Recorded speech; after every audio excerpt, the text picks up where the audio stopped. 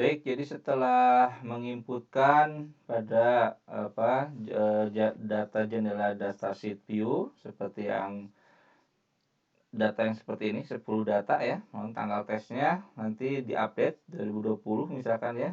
Tanggal tesnya, nah ini tadi ada yang kelupaan di tanggal itu bisa saja kalian mengalami kesulitan ya kalau tidak disetting. Ini saya kan settingan di komputernya sudah menggunakan zona yang Indonesia ya atau zona Jakarta biasanya. Kalau yang zonanya masih misalkan USA atau England biasanya dia dimulainya dari bulan dulu ya atau tanggal. Nah, supaya tanggalnya menyesuaikan dengan tanggal versinya kita di Indonesia, pengaturannya kalian kalau sudah bisa balik lagi ke bagian design view ya, contoh.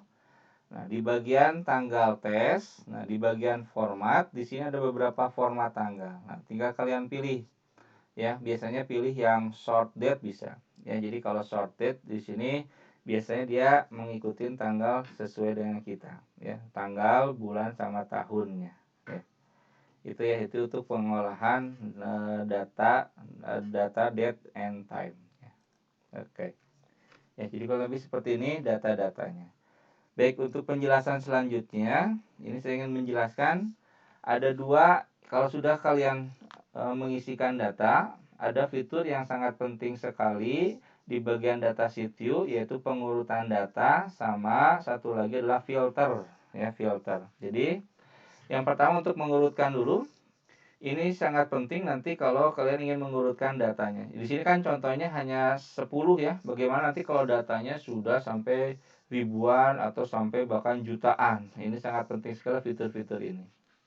Jadi mengurutkan data adalah menampilkan data record dengan urutan tertentu baik berdasarkan urutan abjad maupun berdasarkan urutan abjad maupun record nilai data. Jadi menyesuaikan tipe data dari field tersebut.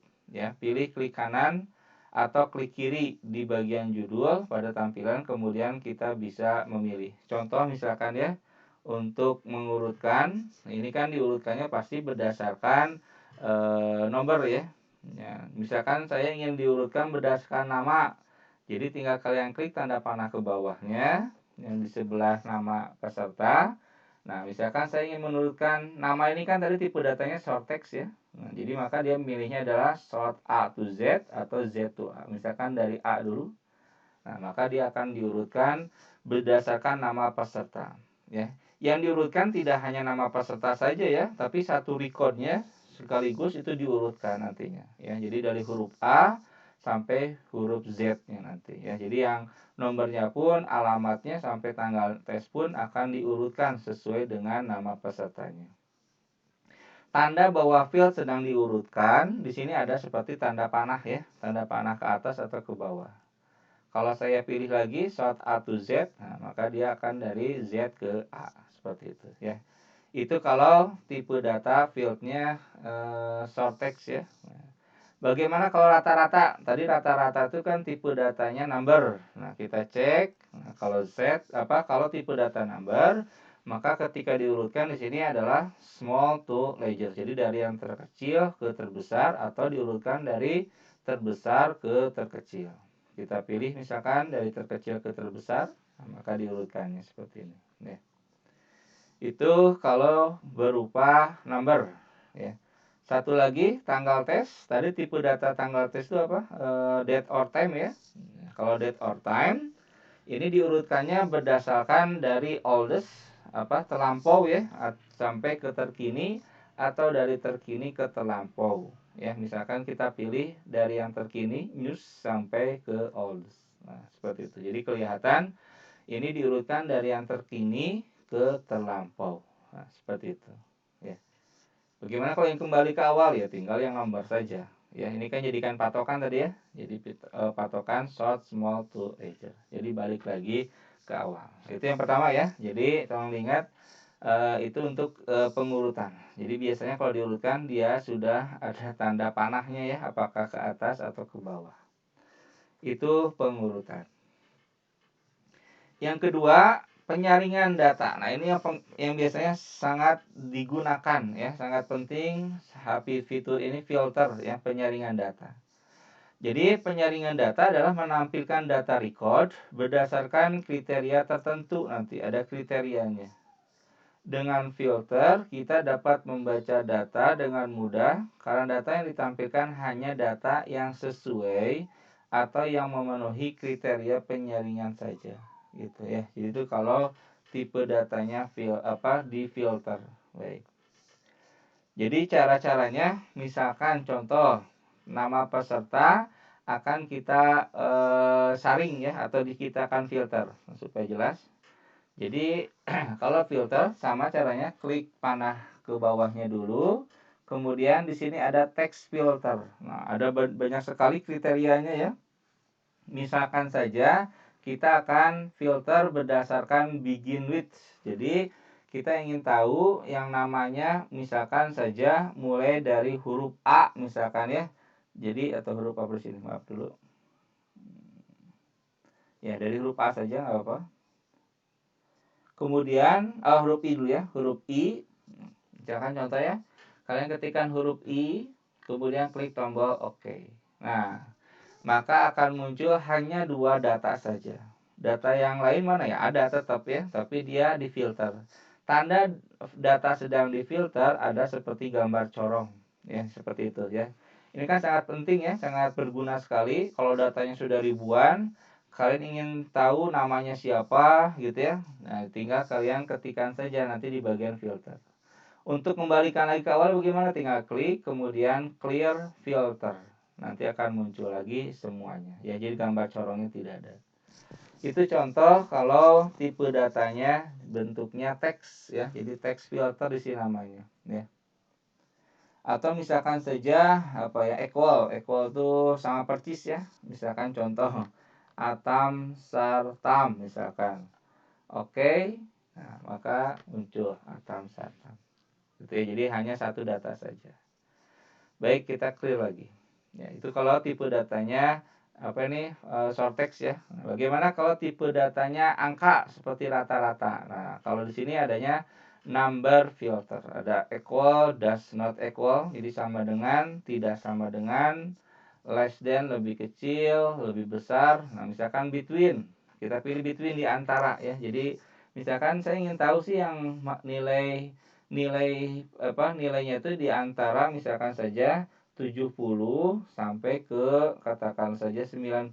Berapa siswa sih yang antara nilainya atau rata-ratanya dari 70 sampai 90. Tinggal diketikkan di smallnya 70, legersnya tadi semua 70, legersnya 90. Di oke. Nah, maka datanya ada hanya berapa ini? 5 ya. Ingin mengetahui datanya di sini dari record 1 to 5 gitu ya. Itu dia sangat berguna sekali. Oke, untuk kembali ya tinggal clear filter. Atau misalkan yang keterangan, nah biasanya kalau datanya sedikit dia akan seperti ini. Misalkan saya ingin tahu yang lulus berapa orang, tinggal pilih select all dulu, kemudian kalian checklist yang lulus. Kemudian klik OK. Nah, maka kelihatan yang lulus ada berapa orang. Ada 7 orang di sini kelihatan.